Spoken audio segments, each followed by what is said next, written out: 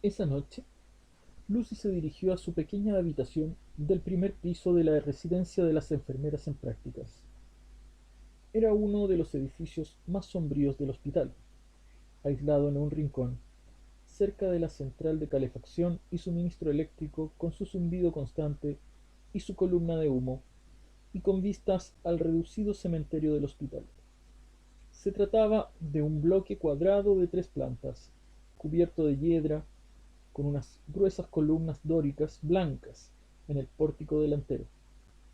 Había sido reformado a finales de los 40 y principios de los 60, de modo que su concepción original, como mansión suntuosa y elegante en la colina, era cosa del pasado. Lucy cargaba con una caja de cartón que contenía unas 3 docenas de historias clínicas seleccionadas entre la lista de nombres que estaba reuniendo. Incluía las historias tanto de Peter como de Francis, que había tomado en un descuido de Evans para satisfacer cierta curiosidad personal sobre lo que había llevado a sus dos compañeros al hospital psiquiátrico. Su idea era familiarizarse con la información incluida en los expedientes para luego interrogar a los pacientes. De momento, no se le ocurría otro enfoque. No disponía de pruebas físicas, aunque era consciente de que las había en algún sitio. Un cuchillo u otra arma afilada, como una navaja o un cúter. Tenía que haber más prendas ensangrentadas y quizás un zapato con la suela aún manchada con la sangre de la enfermera. Y en algún sitio estaban las 4 falanges cercenadas. Había llamado a los detectives que detuvieron al arguirucho por si habían averiguado algo al respecto, pero no era el caso. Uno creía que las falanges habían sido lanzadas al retrete, el otro sugirió que a lo mejor Larguirucho se las había tragado. Después de todo, ese tío está como una cabra, sentenció el detective. Lucy tuvo la impresión de que no estaban demasiado interesados en plantearse alternativas. Vamos, señorita Jones, había comentado el otro detective. Tenemos al culpable, y un caso para el fiscal, salvo por el hecho de que está loco. La caja pesaba lo suyo, y se la apoyó en la rodilla para abrir la puerta. Todavía tenía que descubrir algún indicio de alguna clase de conducta reveladora. Dentro del hospital, todos eran extraños. Era un mundo ajeno a la razón. En el mundo normal, siempre había algún vecino que observaba un comportamiento extraño, o un compañero de trabajo que veía esto o aquello. Quizás un familiar que sospechaba ciertas cosas. Pero ahí era distinto. Tenía que descubrir nuevas vías. Se trataba de ser más lista que el asesino que ella creía oculto en el hospital. En ese juego estaba segura de salir victoriosa. No le parecía demasiado difícil superar tácticamente a un demente, o a un hombre que se hacía pasar por demente. En definitiva, el problema era saber cómo definir los parámetros del juego.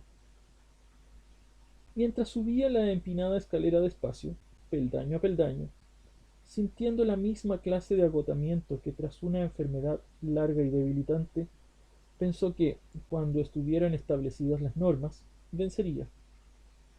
Le habían enseñado que todas las investigaciones eran, en el fondo, iguales. Una escena previsible interpretada en un escenario definido. Era así cuando se trataba de alguna empresa evasora de impuestos o de buscar a un atracador de bancos, un pornógrafo infantil o un estafador. Una cosa enlazaba con otra, y eso conducía a una tercera, hasta que todo el rompecabezas, o por lo menos el suficiente, resultaba visible. Las investigaciones infructuosas, que todavía le eran ajenas a Lucy, eran la consecuencia de que uno de esos enlaces estuviera oculto, y de que ese vacío fuera aprovechado por el delincuente. Resopló y se encogió de hombros. Se dijo que era fundamental crear la presión necesaria para que el hombre al que llamaban el ángel cometiera algún error. seguro que cometería alguno.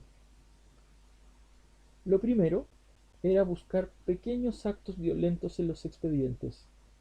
No creía que un hombre capaz de aquellos asesinatos pudiera esconder del todo una propensión a la ira, ni siquiera en aquel hospital. Se dijo que habría algún indicio, un arrebato, una amenaza, un estallido.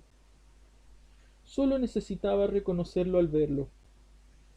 En el mundo peculiar de aquel hospital psiquiátrico, alguien tenía que haber visto algo que no encajara en ninguno de los modelos de conducta aceptables. También estaba segura de que, cuando empezara a hacer preguntas, encontraría respuestas.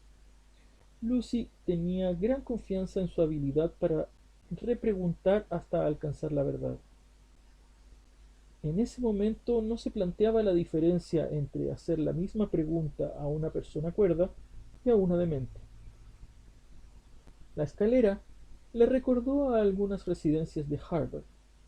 Sus pasos resonaban en los peldaños, y de pronto fue consciente de que estaba sola en un espacio confinado y solitario.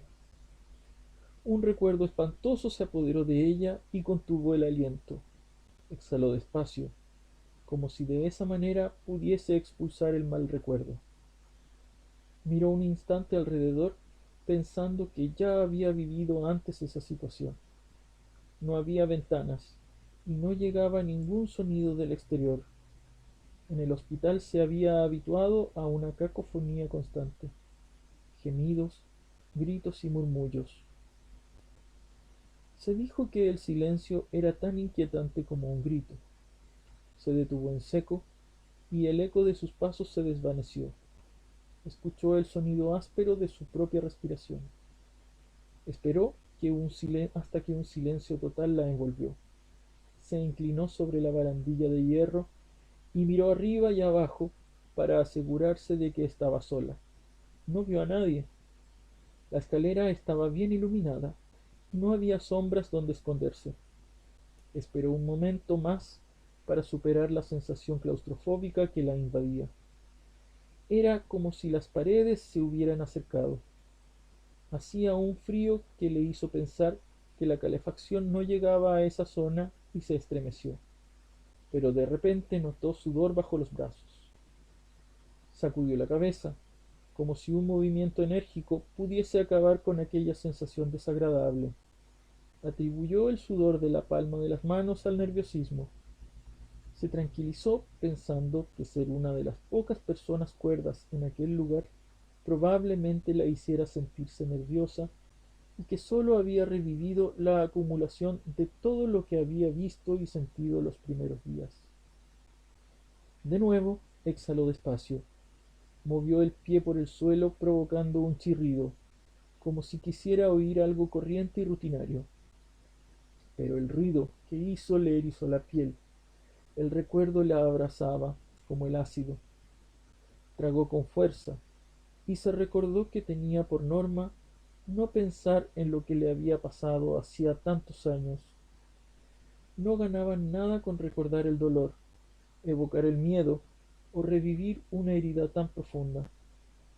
Recordó el mantra que había adoptado después de ser atacada. Solo sigues siendo una víctima si lo permites. Sin darse cuenta, intentó llevarse la mano a la cicatriz de la mejilla, pero el bulto de la caja la detuvo. Notaba dónde había sido lastimada, como si la cicatriz le pulsara, y recordó la sensación tensa de los puntos en la sala de urgencias, cuando el cirujano le cosía la piel rasgada. Una enfermera la había tranquilizado mientras dos detectives, un hombre y una mujer, esperaban al otro lado de una cortina blanca a que los médicos le atendiesen las heridas evidentes, las que sangraban. Después vendarían las más difíciles, que eran internas. Había sido la primera vez que había oído la expresión kit de violación, pero no la última, y en los años siguientes las conocería tanto a nivel profesional como personal. Exhaló otra vez, despacio. La peor noche de su vida había empezado en una escalera muy parecida a esa, pero al punto descartó ese espantoso pensamiento. Estoy sola, se recordó, totalmente sola. Apretó los dientes atenta a cualquier sonido y siguió hasta la puerta de su habitación, la antigua habitación de Rubita, que estaba junto a esa escalera. Gultilil le había dado una llave y dejó la caja en el suelo para sacársela del bolsillo. Fue a introducirla en la cerradura, pero se detuvo. La puerta estaba abierta y se deslizó unos centímetros. Lucy retrocedió de golpe, como si la puerta estuviera electrificada. Volvió la cabeza a derecha e izquierda y se inclinó un poco para intentar ver u oír algo revelador de que allí había alguien. Pero de repente sus ojos parecían ciegos y sus oídos sordos. Sopesó con rapidez la información de todos sus sentidos, que le enviaban mensajes de advertencia. Vaciló. Los 3 años que había pasado en la sección de delitos sexuales de la oficina del fiscal del condado de Suffolk le habían enseñado mucho. Durante su rápido ascenso hasta ocupar el cargo de ayudante jefe de la sección, se había sumergido en un caso tras otro y seguido todos los detalles de los delitos atroces. La persistencia del delito había creado en su interior una especie de mecanismo diario de comprobación, en que hasta el último acto de su existencia tenía que contrastarse con ciertas partes. ¿Será este el pequeño error que dará una oportunidad a alguien? En un sentido más concreto, eso significaba que era consciente de que no debía caminar sola por un estacionamiento a oscuras, ni abrir la puerta a un desconocido. Significaba mantener las ventanas cerradas, estar alerta y siempre en guardia, y a veces empuñar la pistola que la oficina del fiscal le autorizaba a tener. También significaba no repetir los inocentes errores cometidos una noche terrible cuando aún era estudiante de derecho. Se mordió el labio inferior. Tenía el arma enfundada dentro del bolso, en la habitación. Escuchó de nuevo y se dijo que todo estaba bien, aunque el irracional terror que sentía lo negaba. Volvió a dejar la caja con los expedientes en el suelo y la empujó con suavidad hacia un lado. Su instinto le gritaba advertencias.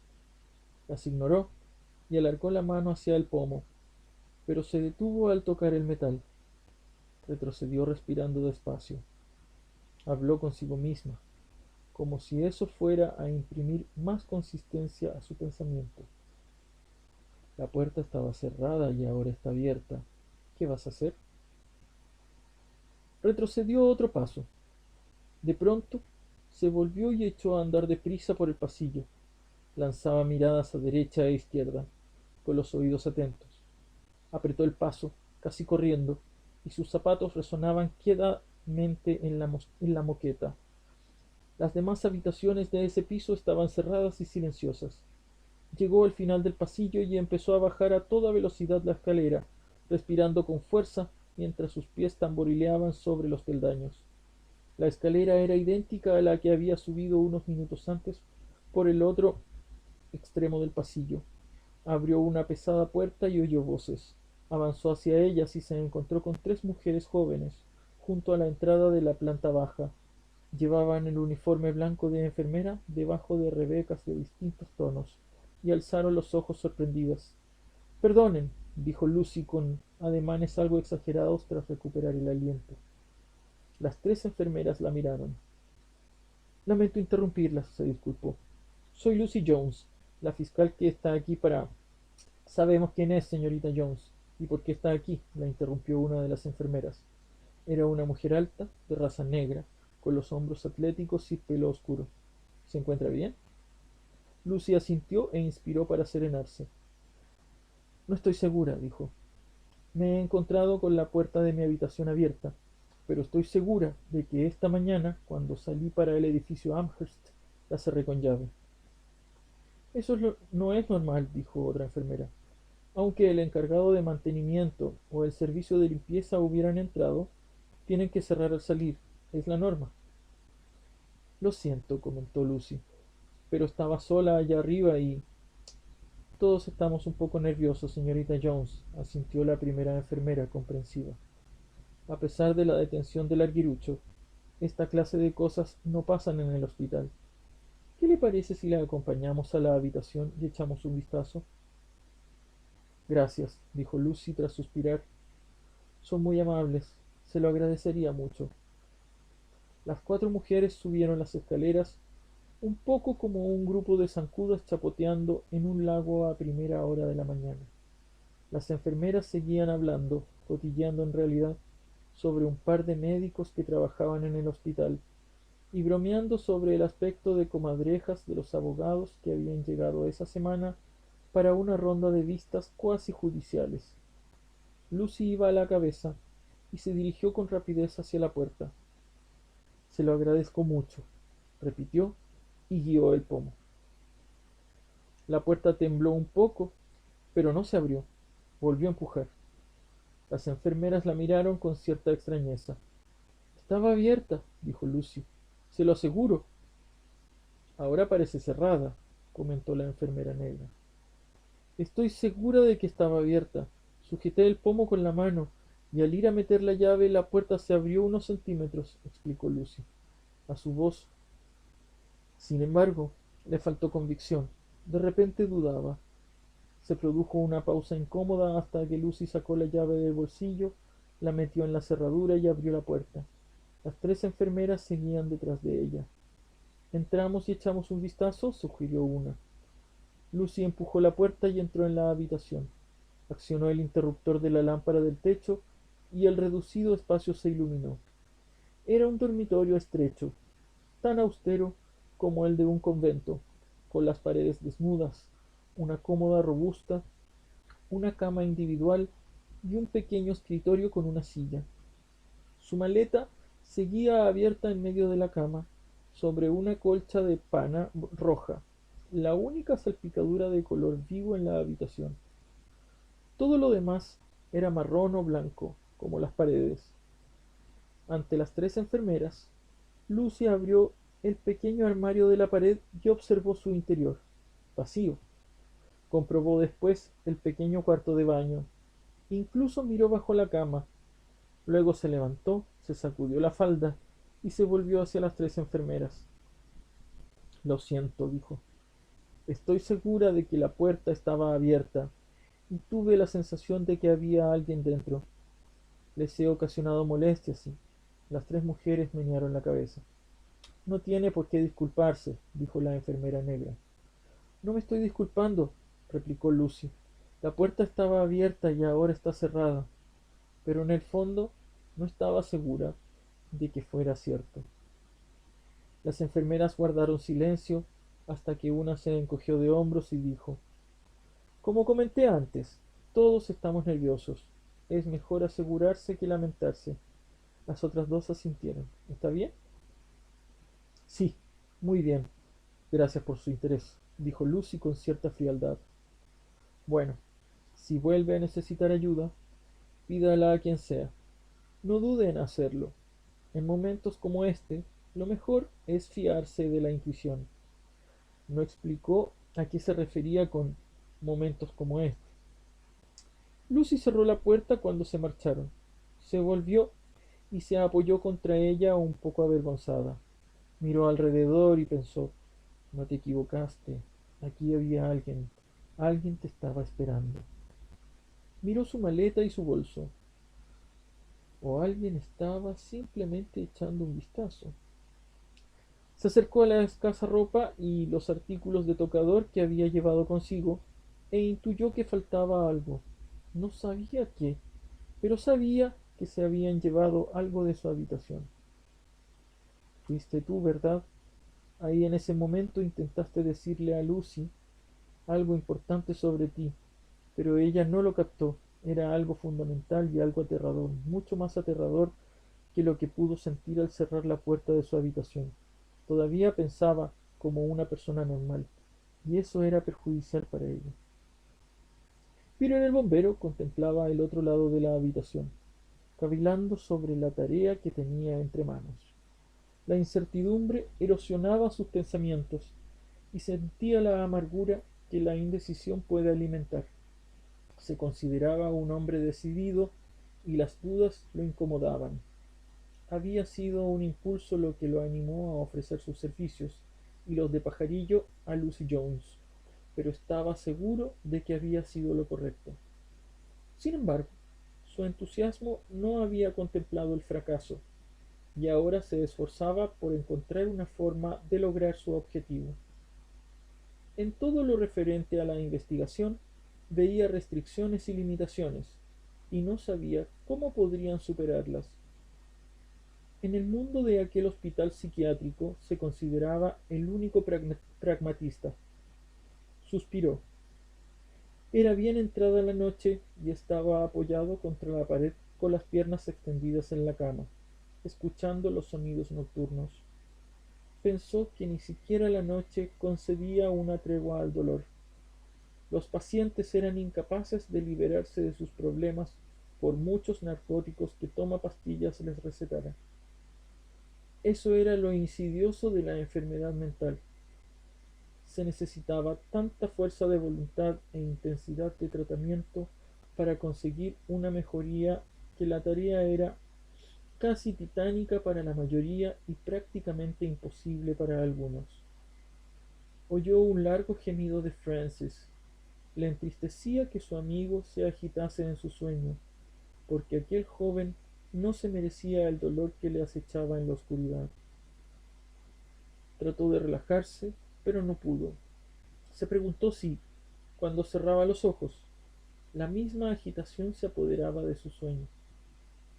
Pero la diferencia entre él y los demás, incluido su joven amigo, era que él era culpable, mientras que ellos probablemente no.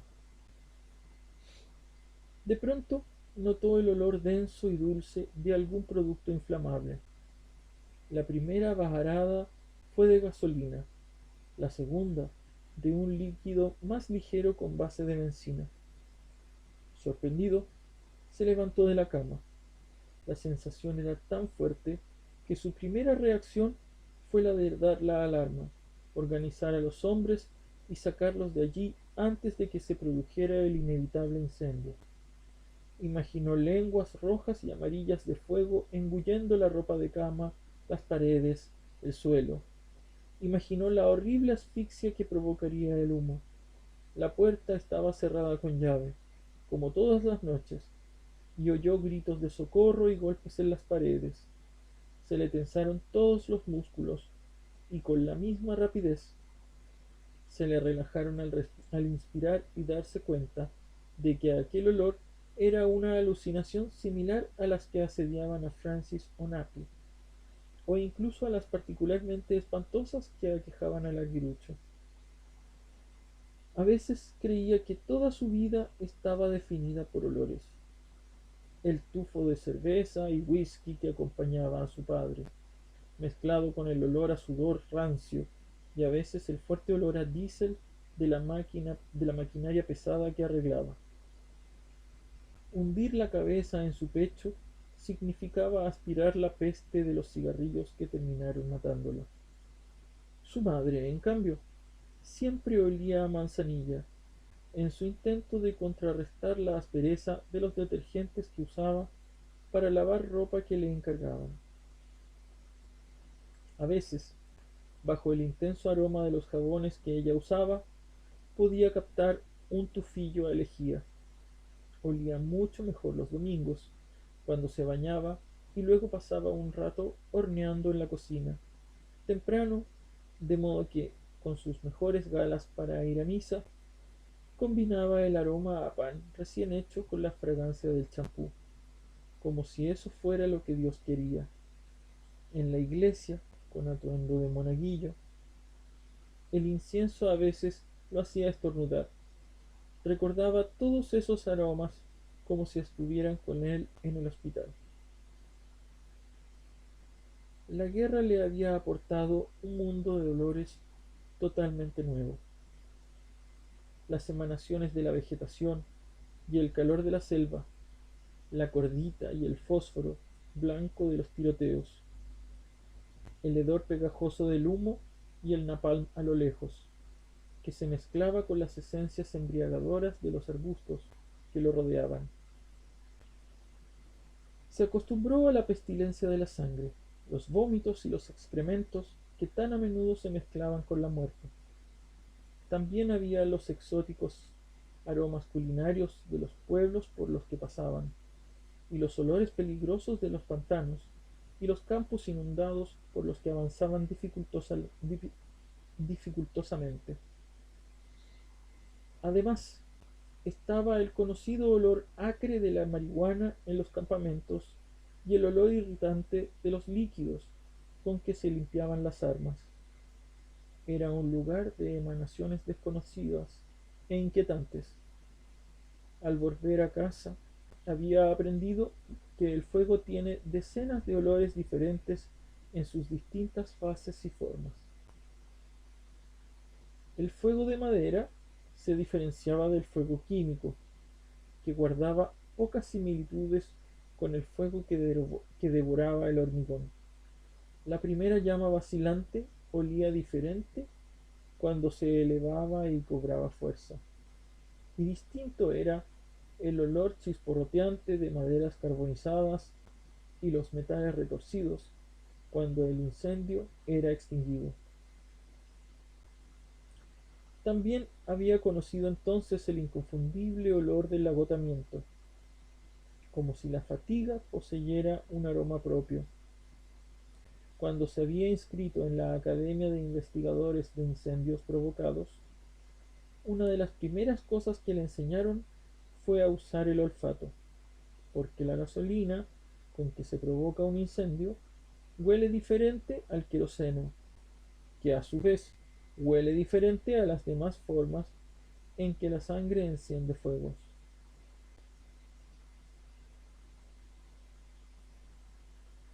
Algunas eran sutiles, con olores distantes, esquivos; otras eran evidentes e inexpertas, y él las detectaba desde el primer momento en que pisaba los escombros.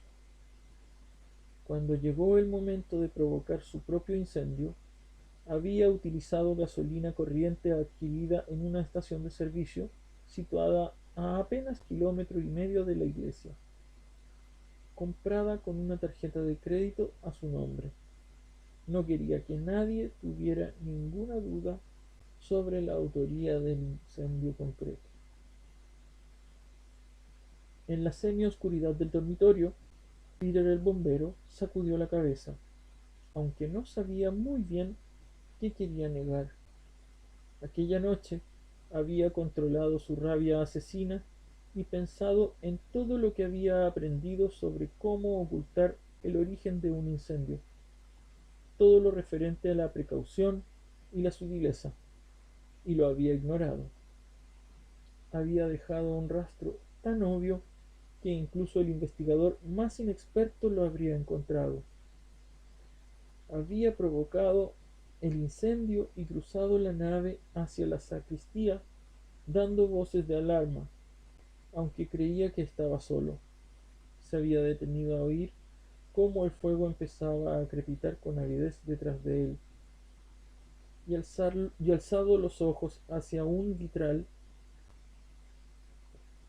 que de repente parecía imbuido de vida propia al reflejar las llamas. Se había santiguado, como había hecho miles de veces, y salido al jardín delantero, donde había esperado hasta verlo cobrar toda su fuerza, y después se había ido a esperar en la oscuridad del porche de la casa de su madre a que llegara la policía. Sabía que había hecho un buen trabajo y que ni siquiera la brigada más dedicada conseguiría extinguir el incendio hasta que fuera demasiado tarde. Lo que no sabía era que el sacerdote al que había llegado a odiar estaba dentro, en un sofá de la oficina de la sacristía, en lugar de estar en su casa, donde debería haber estado. dormido por un fuerte narcótico que le habría recetado sin duda un feligrés médico, preocupado porque al buen cura se le veía pálido y demacrado y sus sermones parecían salpicados de ansiedad, como era lógico, porque sabía muy bien que el bombero estaba al corriente de lo que le había hecho a su sobrinito, y sabía también que de todos sus feligreses, Peter era el único que seguramente haría algo al respecto. Peter nunca lo había entendido. Había muchos niños de los que el sacerdote podía montar en cólera. Peter se preguntaba también si el fármaco que había mantenido dormido al sacerdote en su cama mientras la muerte lo envolvía era el mismo que Tomapastillas solía administrar a sus pacientes. Sospechaba que sí, en una simetría sospechaba que sí, en una simetría que le parecía de lo más irónico. Lo hecho está, susurró. Acto seguido, echó un vistazo alrededor para ver si sus palabras habían despertado a alguien. Intentó cerrar los ojos. Sabía que necesitaba dormir, pero no esperaba que eso le supusiera ningún descanso. Resopló lleno de frustración y puso los pies en el suelo, dispuesto a ir al cuarto de baño a beber un poco de agua. Se frotó la cara como si quisiera desprenderse de algunos de sus recuerdos, y al hacerlo tuvo una repentina sensación de que alguien lo observaba. Se enderezó de golpe, alerta al instante, y recorrió la habitación con los ojos. La mayoría de los hombres estaban envueltos en sombras. Una luz tenue se colaba por las ventanas e iluminaba un rincón. Observó las hileras de las camas, pero no vio a nadie despierto. Trató de desechar la sensación, pero no pudo. Todos sus sentidos, la vista, el oído, el olfato, el gusto y el tacto, parecían gritarle advertencias. Procuró tranquilizarse. No quería volverse tan paranoico como los demás pacientes, pero mientras se calmaba, atisbó cierto movimiento con el rabillo del ojo. Se volvió y durante una fracción de segundo vio una cara en la ventanilla de observación de la puerta. Sus ojos se encontraron y entonces el rostro desapareció. Se puso de pie de un brinco y avanzó deprisa hacia la puerta. Acercó la cara al cristal y se asomó al pasillo. Solo podía ver un par de metros en ambas direcciones, y lo único que vio fue una penumbra vacía. Tiró del pomo. La puerta estaba cerrada con llave. Lo invadió la rabia y la frustración. Apretó los dientes y pensó que sus deseos siempre serían inalcanzables, situados tras una puerta cerrada. La luz tenue, la penumbra y el cristal grueso habían conspirado para impedirle captar los detalles de aquella cara. Lo único que pudo notar fue la ferocidad de los ojos puestos en él. La mirada había sido inflexible y maligna, y quizá por primera vez pensó que el aguilucho tenía la razón al protestar y suplicar tanto. Algo malvado se había introducido en el hospital, y Peter intuyó que esta encarnación del mal lo sabía todo sobre él. Intentó convencerse de que saber eso indicaba fortaleza, pero sospechaba que eso podía ser falso.